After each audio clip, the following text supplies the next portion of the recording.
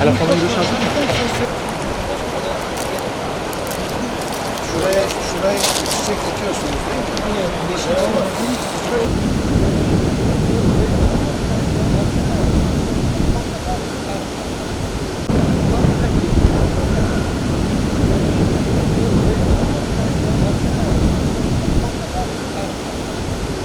Adamımız şundan sonra yaptı kullanmıyor.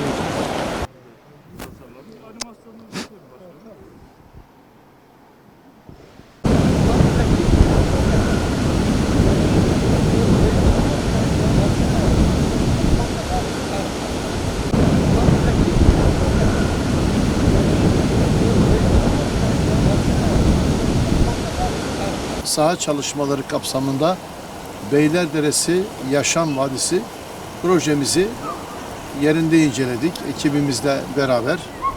Burada inşallah Yeşilyurt'un kadim bölgesine yakışır bir şekilde çok güzel bir yaşam alanı, güzel bir proje oluşturacağız. İnşallah tabii bununla da birlikte kadim bölgelerin de ayağa kalkma süreçleri bir taraftan devam ediyor. Orada tarihi dokuya uygun köy konutları yapılıyor. İnşallah yakın zamanda bakanlığımızla mutabık kaldığımız rezerv alan çalışmaları da projeleri nihayete erecek ve onları inşallah en kısa sürede uygulamaya başlayacağız. Kısacası bir yıla kalmaz.